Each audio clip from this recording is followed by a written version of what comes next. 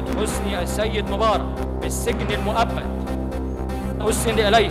للدم نفديك يا شهيد بالروح، للدم نفديك يا شهيد بالروح.